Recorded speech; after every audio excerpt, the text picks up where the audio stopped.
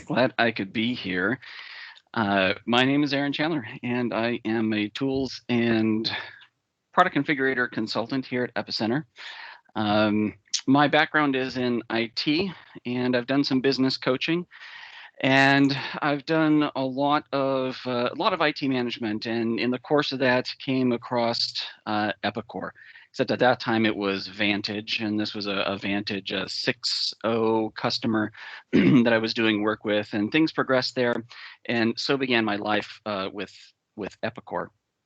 Um, I've been working with Epicenter here going on 5 years, and I've been Epicor certified. And so I want to share with you some of the some things that I've seen in regards to product configurator implementations, and what you might want to consider if you are looking at product configurator. So um, this this webinar is really for pretty much anybody inside of your organization. There's a stakeholder group that I think is important that you see there. And but the topics that we're going to cover here, really anybody who's curious, or if you're thinking about, or maybe somebody has mentioned, have you thought of configurator, or you've seen another presentation, or if you just want to get a better perspective about configurator, then this is for you. Stay tuned. We're going to cover quite a bit of material. Now, I've gone through and rehearsed this a couple times, and wow, I should probably be paring down the slide deck on this one. So I'm going to go pretty quick. But again, the intention with this is not to make you a configurator expert per se, but to help with your perspective with your implementation, to put you in a better position with your project. So stay tuned. What we're going to do is we're going to talk about what it is. We're gonna give an look at who your stakeholders might be. We're going to talk about some of the basic elements of a configurator, and then go in and I'm going to do a quick example. I'm going to do this live, and this is what's going to eat a lot of our time. And I love details. Anybody who knows me knows that I love to get into the details, and so I'm going to try to stay at a very high level here. There's a lot that could be said in every single area of the program that we're going to go into. So there's a lot to talk about. After we get through that, you'll have some of a primer. If you haven't seen configurator before, you'll have a primer for, here's what we're talking about. And then we'll start talking about some data model approaches. We'll be talking about what you might want to consider as you embark on your discovery. We'll talk about some resources that are available, and then, time permitting, a Q&A session. All right, so what is product configurator? Well, first and foremost, I consider it a framework. It's not necessarily a standalone module, although it sort of installs as such, but really it's a framework. It's a framework of tools.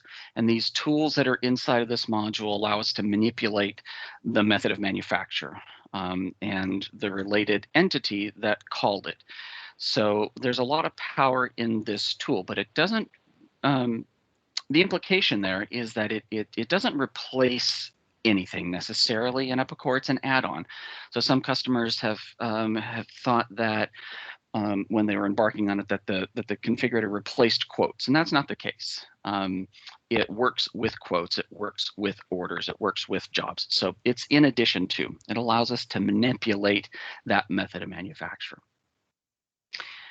So who's interested in this? So there's two main groups that we'll talk about, internal and external. Internally, this is your group, right? You've got sales and engineering and production and finance and IT. Why? Because if we consider what the value chain is with your product configurator, it's really about getting parts out the door. So it starts with sales or customer service that are putting in quotes and orders. And then we're integrating a templated method of manufacture, and based on the inputs that sales and customer service puts in, we're going to create a new method, and that method's going to go to production. So we're keenly interested in the bill of materials and the bill of operations. And then when that job completes, of course, we're interested in where the dollars went. Did all the money show up in the right buckets? So finance is very concerned. And of course, IT is concerned, right? We've got We can have simple configurators and we can have complex configurators. And all along the way, IT is going to be there helping to manage the data. So you have a lot of people that are involved just internally when we're talking about a configurator implementation. External customers, yes, there may be. Do you sell online, or have you considered selling online? If you have, then Epicor Commerce Connect lets you sell configured parts online. So that's one tool. Do you have dealers that you sell through? If you do, Epicor Dealer Network Portal is a tool that works on top of Epicor Commerce Connect and lets a dealer configure quotes that get sent over to you. So those two things we're not going to talk about today, but just know we've got internal and external customers. And if you think that you might have these stakeholders, typically that's a different kind of implementation. There's different requirements, different objectives that you're trying to accomplish with those stakeholders. Okay, so basic elements of a product configurator. We've got an input screen or a canvas. We're going to open up a canvas and we've got a whole bunch of tools or inputs, elements that we can bring onto this. So if you think about a form, when you're designing a form, you want to bring an input or a date or a memo field or a picture, those kinds of things. There's a designing tool to do that. It lets us capture the information that we want to use in our configuration. Our parts. Fundamental to a configurator. So we have parts with revisions, right? So we may be using materials. We're going to have a part revision, and we've got a special kind of part that we're going to build for a configurator, and we'll touch on that in a bit. Another major element are method rules. So we've captured a lot of information from this input screen. Now we're going to take that and we're going to use some functions. We've got some built-in functions that Epicor provides, a code builder to do this, or there's a code editor if you want to get into more of the C# expressions. And you can write this code that allows you to take the questions that you have on your input screen and then manipulate your method of manufacture. So you can change your material, you can change your operations, you can change production standards. There's a whole bunch of things you can do with that. And I'll show you, we're going to touch on that through the walkthrough. And then document rules are the other side. So method rules touches the method of manufacture. Document rules touches what called your configurator. So orders, quotes, etc. So you could update pricing, you could update quantities, things like that. There is a lot more that we could talk about. We're just going to focus on those first three in our walkthrough. But there's a lot that could be said about configurator. It's a very robust package.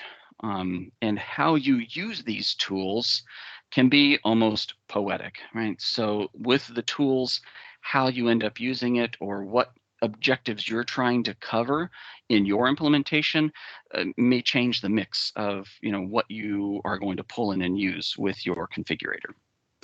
So what I've done is I've put together these 4 examples, and we're going to go through all 4 of these. We're going to build these live, and I'm going to take you through that. No, stop. We're going to build a simple product configurator. We're going to take 3 inputs: style, color, and size. You might have parts like this already, and time permitting, we're going to turn this into a face covering configurator because everybody's manufacturing these now. And so we're going to show how with a product configurator, we could eliminate all of the part numbering that would be required if you had, the permutations of these flown out. So that's what we're going to do. All right. So stand by. I'm going to switch over to configurator, and we're going to take a whirlwind through this demo.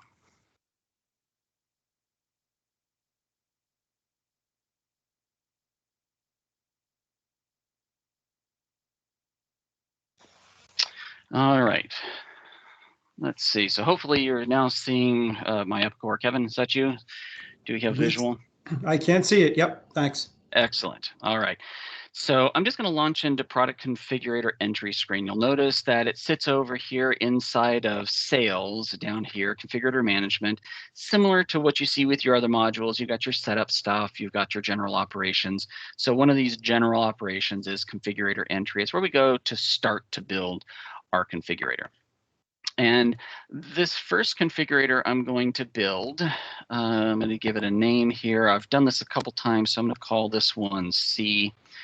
Records not found, so that's good. There's several kinds of configurators. We're going to stick with product configurator. We can talk about other types later. Now you'll see that there are several tabs up here. We're not going to get into this information yet, but there you see document rules. That's one of those elements we talked about. So this sits inside of configurator entry. We're going to jump straight into the designer. I'm going to jump right into our building our canvas. I'm going to maximize this screen so we can see it a little better.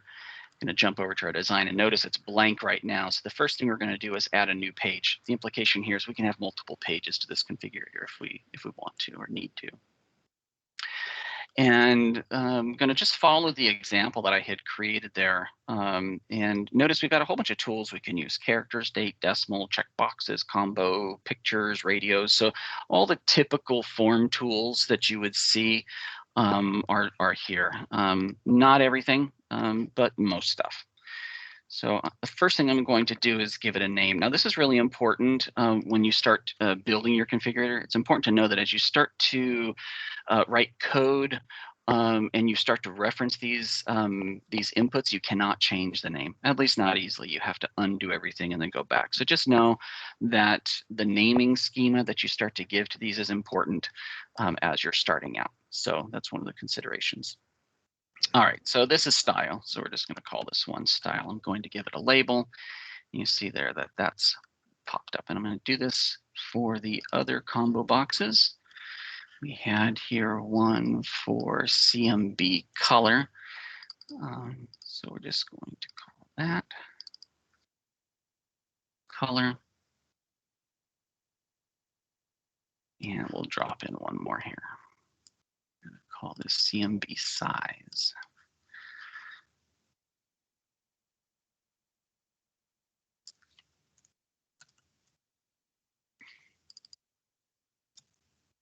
All right. So we very simply, we've got our three elements there. Here's what we're going to do. Along the way, as you're building your configurator, you can go into the actions menu and test the inputs to take a look and see how is the progress coming in your configurator.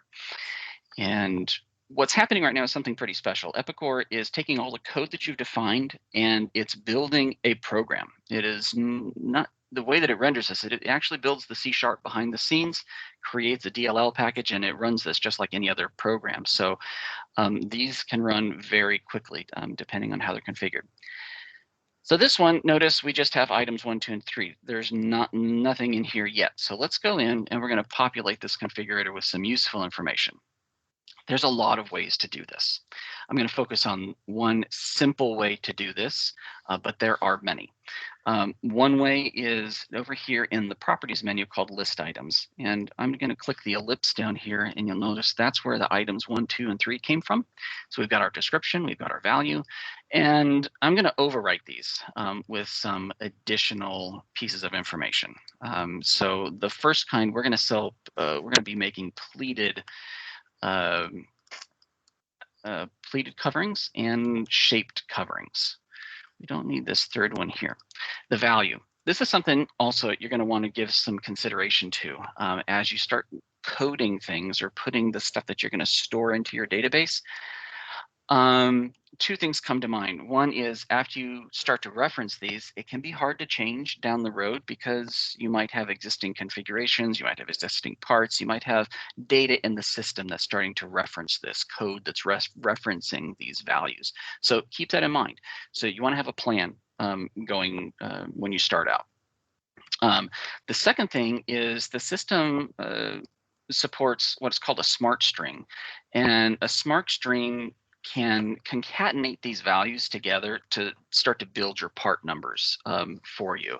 And there's some useful tools for that when it comes to configuring sort of on the fly something just based off of a string input or EDI even. So number of considerations there. There are other ways to do this. I'm going to build the rest of these with list items, but the other way is dynamic lists.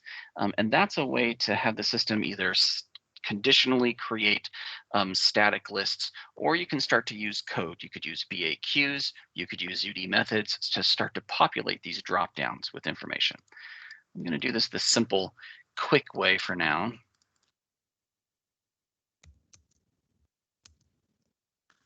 Drop these out. Now I've already created a list here, and I'm just going to come over here, and with some of the built-in tools, I'm going to do a paste insert and populate those items. And same thing with size. I made this list already, and I'd thought about what sizes I was going to use, and so I have my list of sizes. I'm just going to paste insert my sizes there. Okay. All right, fundamentally, this is all we need. Right now, if we were to run our test inputs, we would see that these combo boxes now can hold information. The configurator will store this, and we can use this in our methods. Now, this right now is super simple, right? There were no conditions. It assumes that if it's pleated or shaped, that all the colors are there and that all the sizes are there, and that may or may not be true. And so that's where we might use some dynamic lists, or we might use some UD methods to make this more conditional, and kind of put some rules around how this happens. We might enforce some rules about if something is chosen, then something else must be chosen. So there's a lot that we can do from a code perspective. If we have time, we're going to add some of the color elements here, and then we're going to get into some of these conversations of on field changed and what are called trigger events. We'll see here we have on load, on loaded, on complete. We have these triggers that happen through the life cycle of the configurator loading and running and saving. And during those phases, we can launch code and make do different things depending on what our requirements are. So, all right. The next thing we're going to do is talk about our materials. So I'm going to save this and jump over to our parts. And I've already created a number of parts, and based on the timing that I've done, I'm not going to make these live, but I'm going to show you what I created.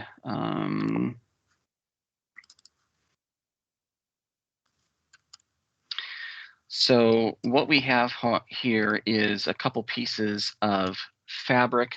We have some elastic that we're going to use. So these are the different colors. You'll see we have the gray, the blue, the royal white. So I've sort of embedded in the part number some of the attributes of this part together with the size. So these are already pre-cut. So these are considered eaches. Just wanted to make this super simple. We have the elastic that we're going to use. It's a 4-inch piece. There's one part here that I want to call attention to, which is unique with a configurator, and this is our template part. So any configurator is going to attach to a template.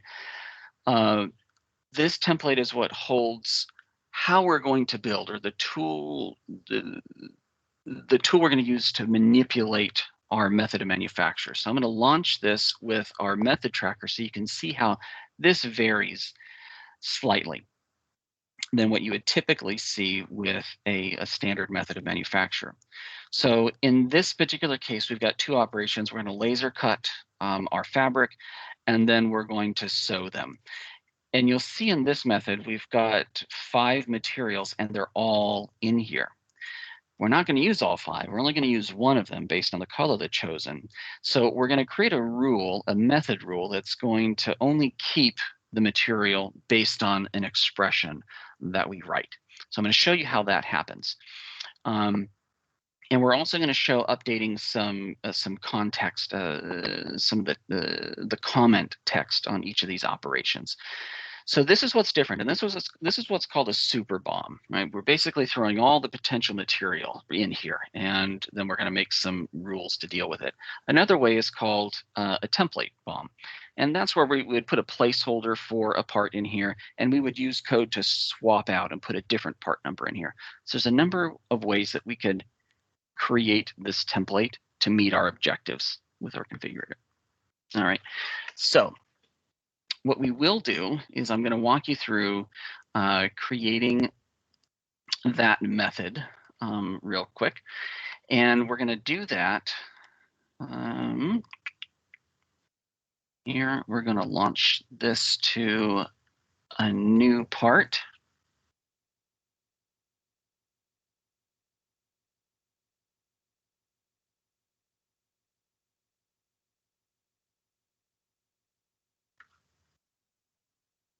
All right, we're going to make this primary. Good. Save that. And now what I'm going to do is going to launch the configurator rules. We're going to take a look at this real quick. We're going to add some rules. This will go pretty fast. So you'll notice inside configurator rules, it looks pretty similar to the engineering workbench, right? We have our operations and we have our materials shown here. But what's different is this screen allows us to add rules and rule actions associated with either the operation or the material. So the first thing I'm going to do is add rules onto this material. I only want the right color to be kept depending on the selection that's made inside the configurator. So the first thing I'm going to do, we're going to make a new rule. And we're going to keep this component when. So this is pretty common. You'll see Epicor, if you've worked with BAQs, you'll see this little drop down. It's a pretty common element. And sometimes you have different choices. In this case, there's only one choice. So if this expression is true, then it's going to keep this component. So we're going to write a simple expression that when it's true, it's going to keep this, this part. So let me open this up a little bit more. There we go. And the reason why I did that is because I embedded the color into the part name. So I'm going to paste in this little snippet of C# code. This is just an expression. It's not a full program. But what it's going to do, it's very verbose. There's other ways to do this, but it's going to return true or false depending on how this gets evaluated. So right now I'm looking at the color input that's on our configurator. And if it says CO gray, because that's this part that we're on the CO gray, then return true, in which case it will keep this material. Otherwise, it's going to return false, and the method rules will drop this material from the resultant method that's created. All right, so we'll click OK, and we're going to do the same thing for the rest of these 5 materials.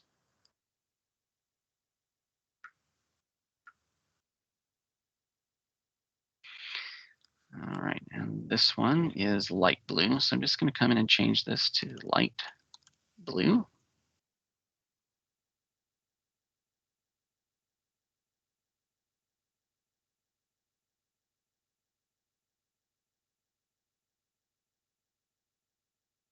This one was navy blue.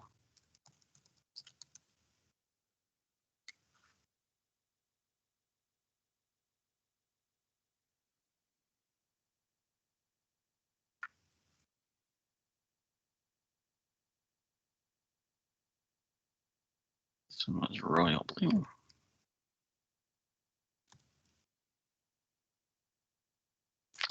And this one was white.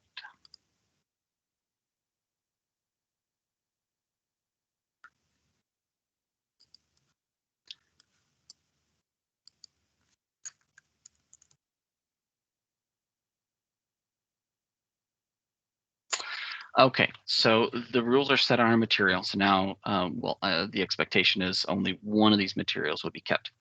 What else do we need to do? Well, we have a laser op and a sewing operation, and these are both very generic. So I want to communicate that to the operator when they're cutting the laser that this needs to run a certain pattern. And I'm going to show you I'm going to show a couple ways to do this. With the laser, we're going to set some static information.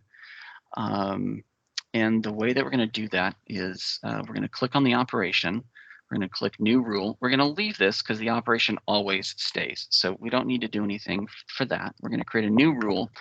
And in this case, we're going to create a rule. Notice we have a few options here. I'm going to create an expression.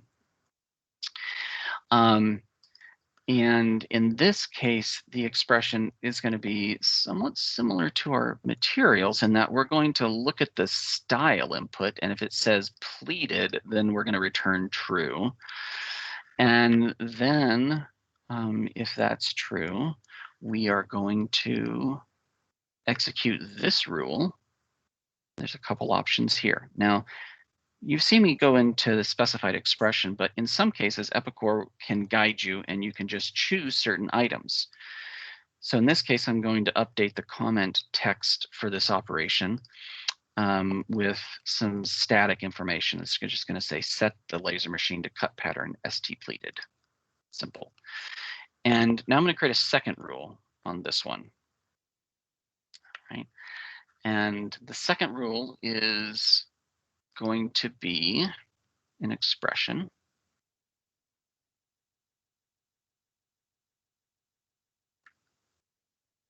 And in this case, if the style is shaped, then return true and false.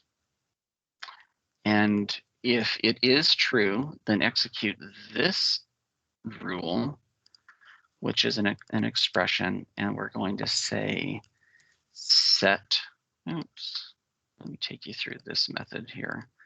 We're going to set the comment text to a specified value. In this case, set the laser machine to cut pattern ST shaped. Okay, the sewing operation. Let me show you a different way that we could have done this. So similar to this, if they're sewing, we want to communicate to the sewing operator that there's a certain pattern that they need to use for this particular part. And so we're going to create a new rule set. We always sew something. So we're going to choose a new rule. In this case, this rule is always going to run because in this case, I'm going to create an expression. I'm going to use a couple lines of C# code that are going to concatenate the description together using a C# function called string format. And I'm going to concatenate the style and the size, and I'm going to place that onto the comment text for the quote, the job, and the ECO. So I'm doing this sort of all at one time right here. So this is another way. There are many, many ways. There's lots of ways you could do this. Like I said, it's a framework of tools, and how you use that can vary quite a bit. All right, so similar to our test inputs, when we're in configurator rules, we can test the rules as well. And the first thing we do is we choose some options. In this case, we'll choose pleated, we'll choose navy blue, and the size is adult small. And when we run this, it's going to evaluate our method rules and give us some information back. So here are the test results. This is sort of a resultant method in a sense. If we open this up, we'll now see that in our method, if we click on material 10, which was gray, element not kept, it dumped it. Not necessary. But notice this one down here, it has a tag on it. The navy blue, yeah, we're going to keep that one. Why? Well, because that's what our combo box said. We wanted that color. If we were to look at the operations here, we look at operation 10, we had set it to update the comment text. So it's telling us, yep, that's what I did. I executed it and called it ST pleated. In our sewing operation, we did something similar, but we did that as an expression. And Epicor doesn't necessarily know what we did. It doesn't know how to report it here in this grid. And so it just says, yeah, I did what you asked me to do. All right, so that's it. We basically have a method that's been manipulated by our with the method rules based on our inputs. So let me take a look at our timing. Where are we at? Okay. I want to try to leave some time for questions and answers. And so what I'm going to do is, can I go through some more of this? I'm going to jump out and talk about some considerations that you might have during your implementation. So let me jump into that conversation first. So I'm going to jump back over to our presentation. Hold on. Mm-hmm.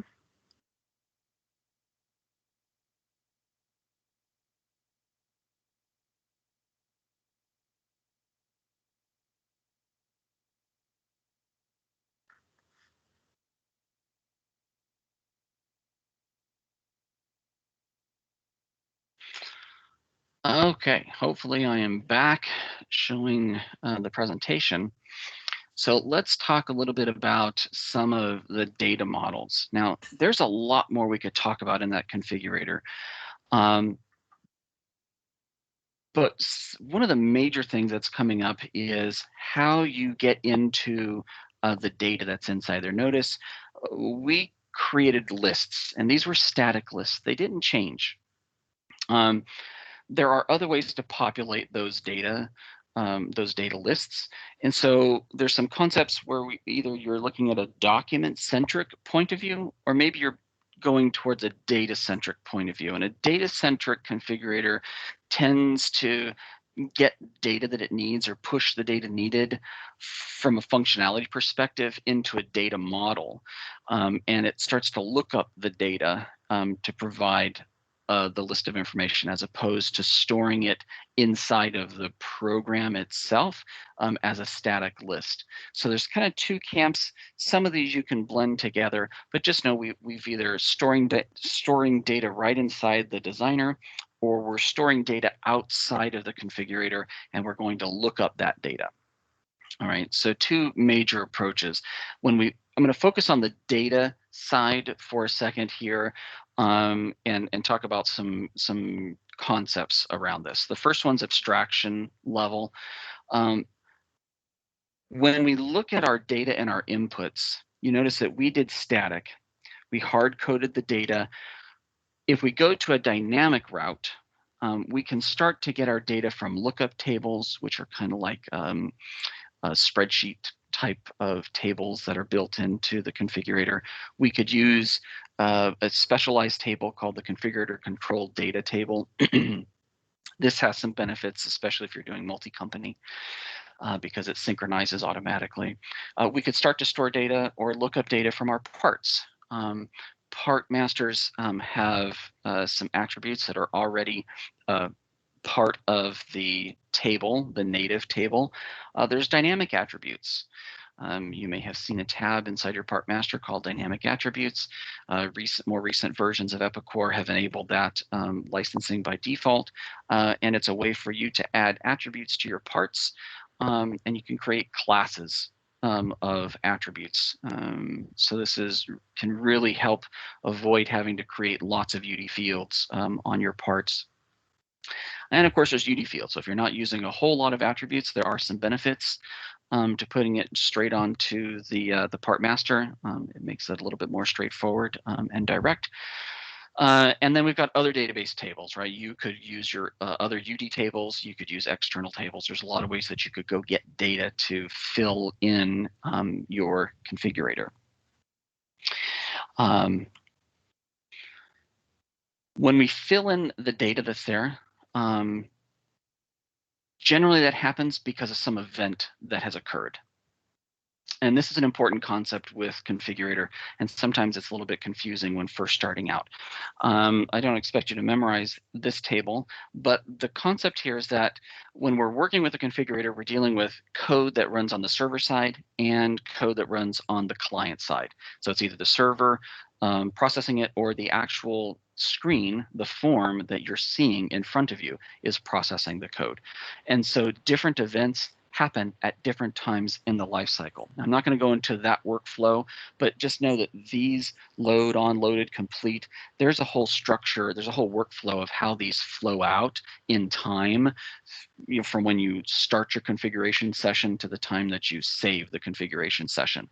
And you can write code and hook onto one of these moments in time. So if you were to change the combo box when you click the color and change it, one of the pieces we'll get to if we have time is adding those color elements. So when you change it to blue, it can update another field, and so that's an on change event.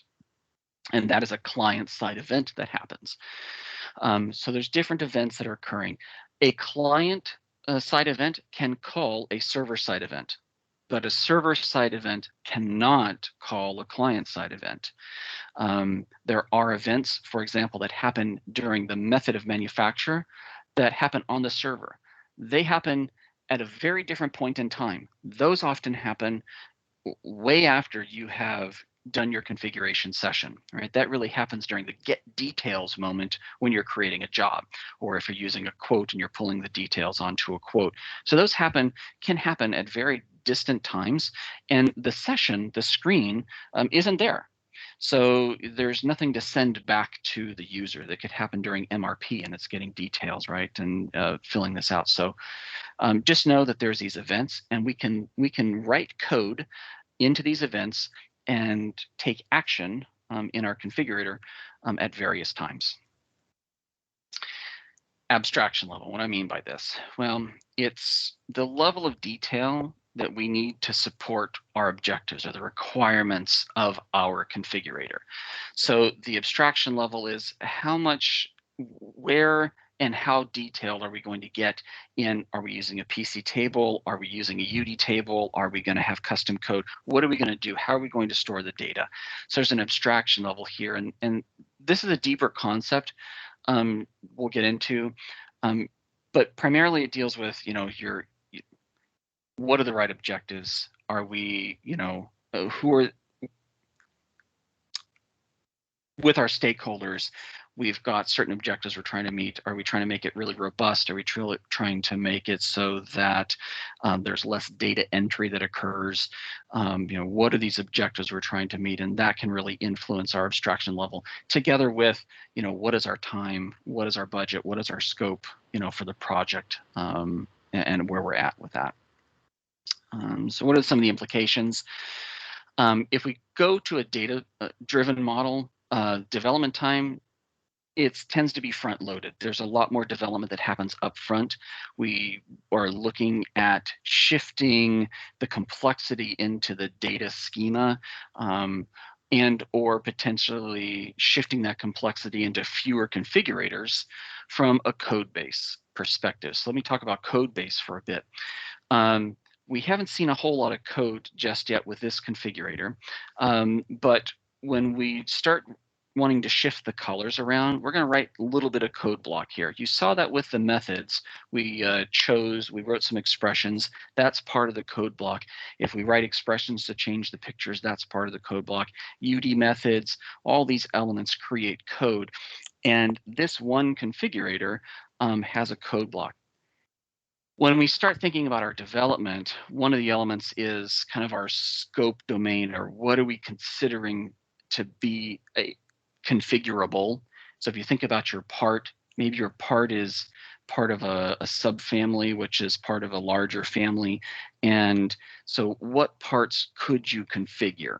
Is it just one part you're after? Or are you looking to configure a family of parts or a whole class of parts? Is the configurator going to be written to deal with a small subset? Or are we trying to encompass more parts? Why would we want to do that? Because of the code base. When we start building complex configurators, that code base, we don't want to, if you start to duplicate very similar functionality, then you start to duplicate your code. And that can lead to long-term maintenance issues. So if you've got one configurator, that's one code base. If you say, well, I've got 500 parts that I want to configure, well, keep in mind then that's 500 code bases potentially that you might need to configure.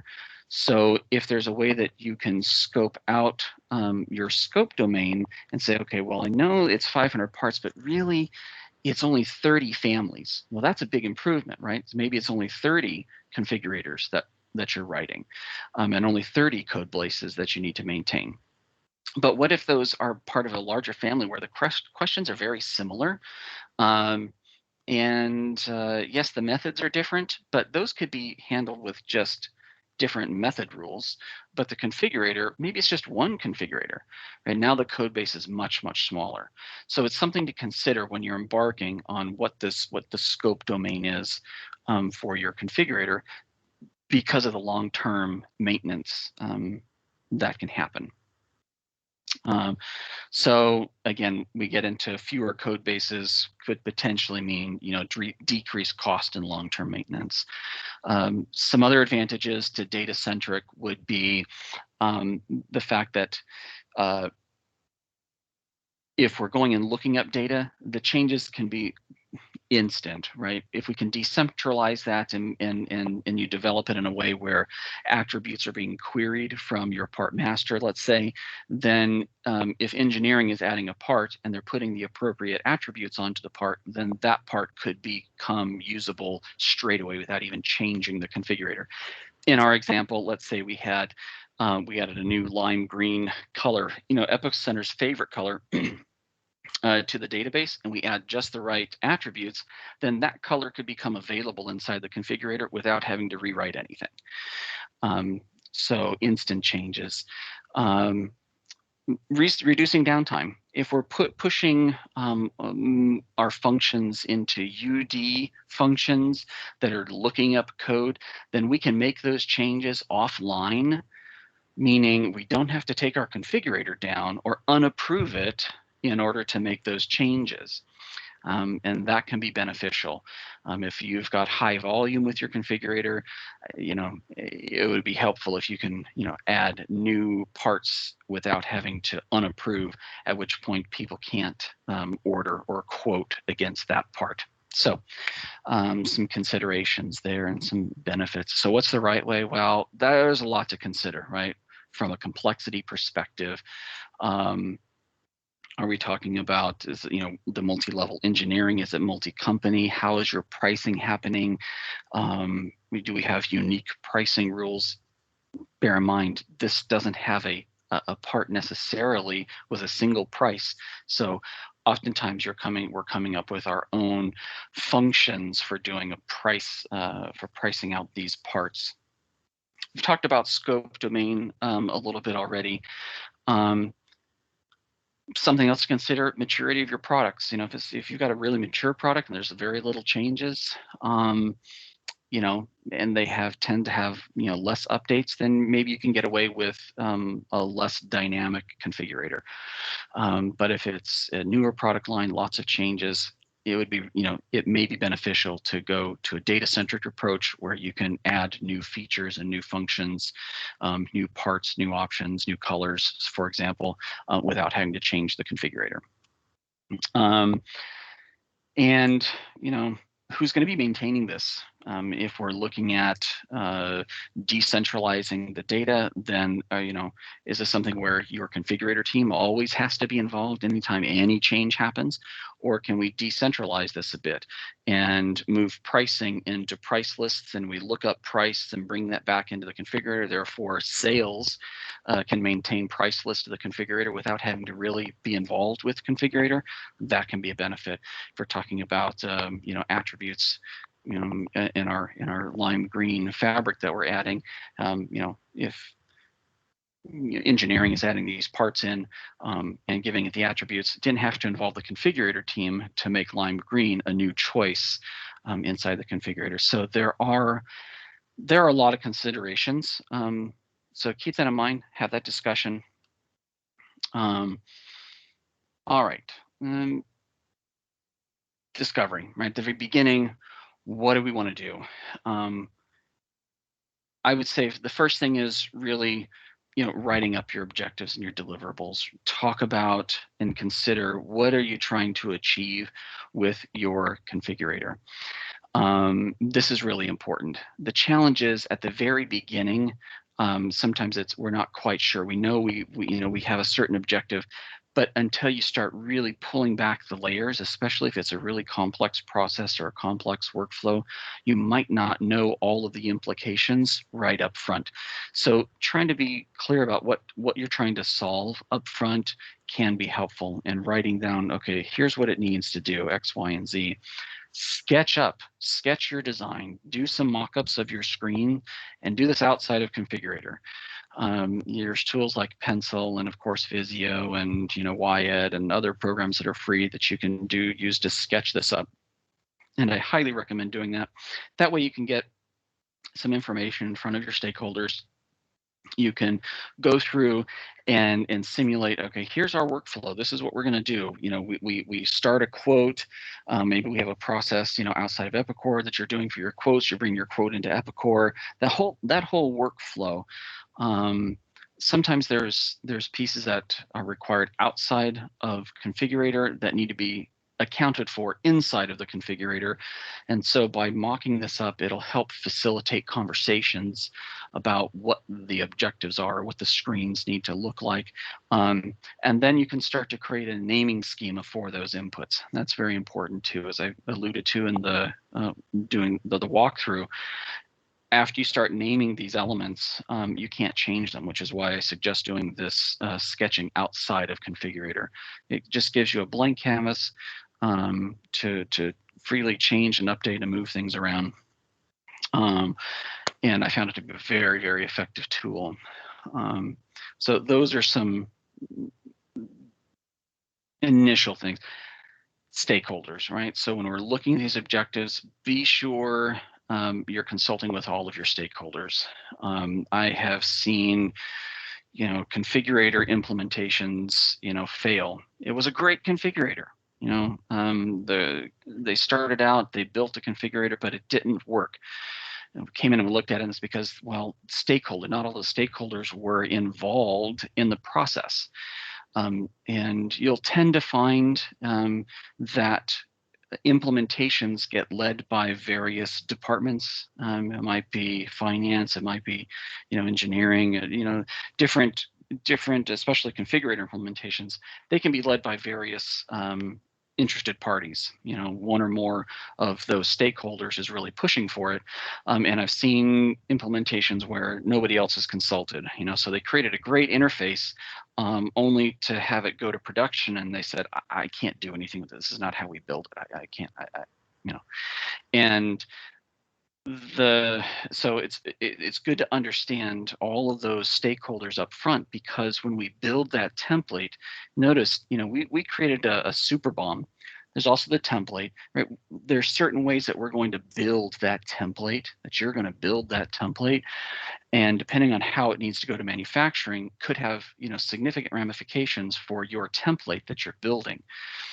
So it's really good to have a clear perspective about what you're building up front before you start to get into too far into your configurator development. So that speaks to some of the implementations, right? If you're doing a migration, you're coming from a previous version of Epicor and you already know how you're building your parts, you might be okay with starting your configurator implementation.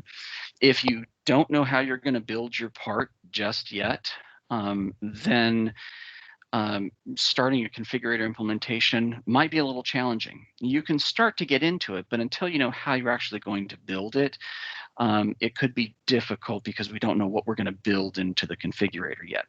Now, these can go hand in hand. Configurator can help inform an implementation, but the configurator, really needs to know how it's going to run and function on the floor before it gets too far along. So those are some things to consider. We talked about the code duplication a bit. We talked about user-defined methods. So, where do you go for help on this? There's tons of resources. First, F1 is your buddy. There's a lot of in-app help on this. There's the user guide. We've got technical reference guide, which is, last I checked, somewhere around 450 pages. There's some useful information in there about starting out or what you should consider in an implementation. You could check that out. There's embedded education. I'll talk about that in a second. Epicor user groups, great place to go to turn to ask your peers about what they're doing, what's worked for them. There is the ICE documentation. When you start getting into complex configurators, it can do a lot. We are sitting inside of this huge program of Epicor, and Epicor has written tons of business objects that fire off to do all kinds of things, from quotes to orders to MRP to you name it. All of those functions are contained within business objects, and we can access those inside of configurator. You can launch and say, hey, I need to create a new quote line. I want to create a new order line. We can launch that. We can make configurator do that. So there's a lot that can be done. You're going to want to look into some of the ICE documentation on how that on how to do that. Turn to us. EpiCenter. We've got tons of training resources available. We've got plenty of configurator and tools consultants available for you. Please, turn to us. There's a lot of ways that we can help. In my experience, the flow of what happens is often we go from an education perspective. Hey, I just teach me how to do it. Well, as you can see, there's a lot to know inside the configurator, and so what we do is we can start with the embedded education as sort of the guideline or the coursework, and what we'll do is we'll emphasize capabilities beyond what's just inside of that embedded education. And then often what times is it goes into, okay, I got it, but this is pretty complex. Can you do some workshopping with us? Can you help us with the code? Yes, absolutely. So it'll often evolve into some workshopping sessions where we're helping you. And in these first two modes, it's really your project, you're running with it, and we're there to help and assist where we can. And oftentimes, you started out, you thought you had a certain timeline to do it in, and it's a bigger project than you anticipated, or you are trying to get your day job done and you don't have time to work on the configurator. So we can kind of take that to the next level, and go into sort of a project management role, helping to define the deliverables, and going into the development side with writing code and programming and things like that. So there are different ways that we can help. This is usually often the progression that happens. You don't have to do this linearly, but we're definitely here to help. All right.